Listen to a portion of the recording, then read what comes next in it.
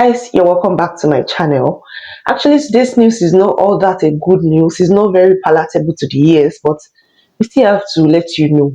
So it's all about healthcare assistants in the UK. The UK police have started going on a rounds, or should I say, on a search to withdraw license, sponsorship license from care homes. And excuse me.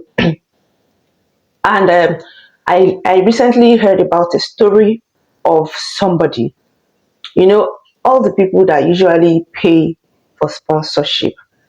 It's not, it's not, it's not a child's play, because the idea is similar to what I ordered versus what I get.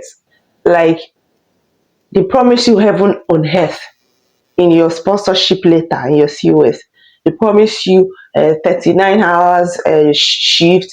They promise you pension, promise you different things, even promise you referral bonuses. But by the time they land this place, by the time people arrive, they find out that what they have ordered is not actually what they are getting. Because on arrival, there are no shifts for them. Some people will stay 2 months without working in the UK, even though they have been sponsored to come and work. Some people will even stay up to 3 months, up to 6 months. That is to tell you the wickedness in the heart of men. Somebody will come and then will not get shifts for 6 months. What do you expect the person to be doing? And this is what the Home Office is doing. When the UK gives you sponsorship to come and work, they expect that you should start paying taxes, if not immediately, as soon as possible. You should start paying taxes. You should reflect that you started earning money and they are so much, all out for their own tax. But for 6 months, you haven't paid tax, and that's a red flag. It's a no-no for them.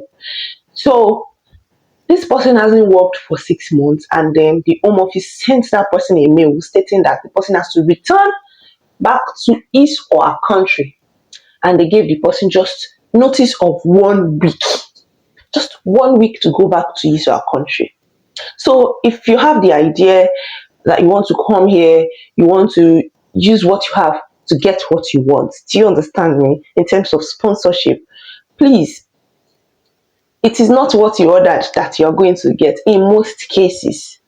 So imagine this person, after coming to the UK for 6 months, probably the person has been spending money that the person brought from his or her own country, has been converting it to pounds and been spending it here with the hope that very soon they'll start giving me shifts. Very soon I'll start working. Very soon I'll start earning in pounds. But lo and behold, the next thing the person gets from Home Office is a mail saying you haven't worked for 6 months, you haven't paid any tax, therefore we give you 1 week to go back home. To go back empty-handed. Now, what happens if the person refuses to go? This is what is going to happen. When you land the UK and you are looking for jobs, when you're searching for jobs, all employers are going to request for your NI. That's your national identity number, NIN. All of them will request for your BRP, and at the back of your BRP, that is where you have your NIN. Now, this is what happens if the person refuses to go back home. They are going to remove that person's NI from their system.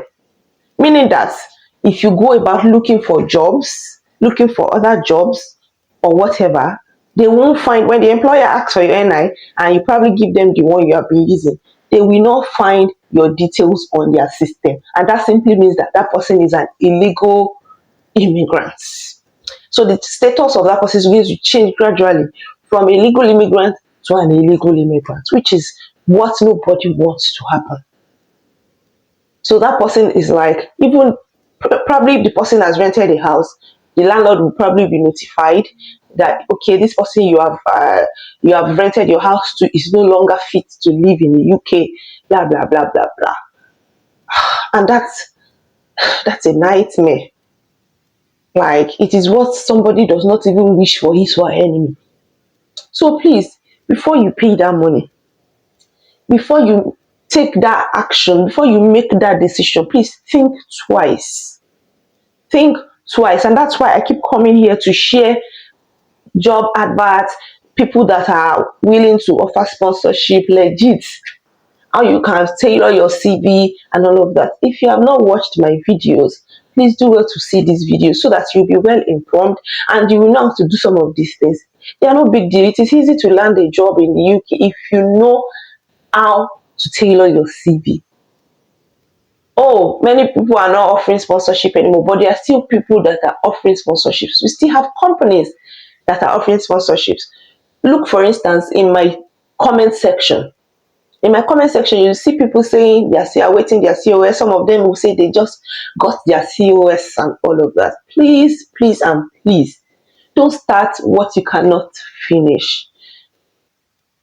So, what happens to the company that has employed such a staff and has refused to give them shifts? What they'll simply do is probably to withdraw their sponsorship license. They are not going to stop them from operating. What they are going to do, it's not like they are going to lose out. What the government is simply going to do is to withdraw their license for sponsorship. But their homes, their care homes will keep running, their businesses will keep running. They won't really be affected as such. So at the end of the day, you have everything to lose. Because this story is quite devastating. So please and please watch my videos, do what is right, gain necessary experience, even if it means you need to go and volunteer so that you can get referee to reference you when the time comes. You need at least two referees. You need two people to reference you, two employers, so you can volunteer. You can learn this job. You can do it alone. It's just like people that are coming for schools.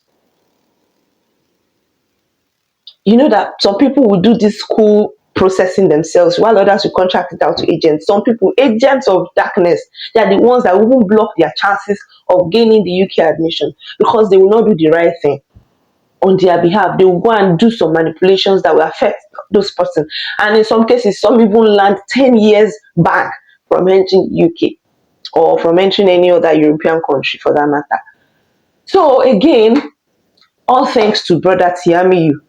Brother Tiamiyu is actually the cause of all these things. And as it is going, as it is now, the UK might probably be trying to clamp down on sponsoring you overseas. I mean, sponsoring people to come and do healthcare or skilled work from outside the UK as it is now, because this is what they do when they have some things happening. When they see some things happening, they don't conclude. Like they try to speculate, they try to find evidences, they try to land a concrete evidence to hold on to. They are probably seeing that okay, some people are not working even though they have been sponsored. They are speculating that what could be happening, but they still need somebody to come and interview, like our brother Tiamiyu, that's going to hit the nail on the head. Do you get? So as it is now, if they get a concrete evidence, or probably they have already gotten a concrete evidence, they might just clamp down on skilled worker visa and healthcare worker visa. So please make haste while the sun shines. And again, what is happening again is that the UK is trying to even extend the duration of time for immigrants to become citizens. Like it used to be 5 years, but recently they said it's going to be 8 years. They are considering extending it to be 8 years. Like they just want to try as much as possible to cut down on unnecessary immigrations. They want to cut down on soft immigration, like they put it. They don't want people to start coming as a route escape, like a way of escaping from their country.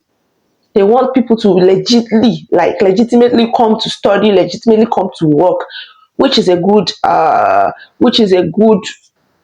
approach. But of course, it's not palatable. I can't imagine waiting 8 years before because you have a baby, and your baby has to wait 8 years before the baby becomes a citizen, before the baby even applies for ILR, indefinite leave to remain, not even citizenship. And yet the person still has to pay. So it's really, really unfair. But at the same time, we are the cause of our own troubles. So if you have watched up to this point, thank you so much. And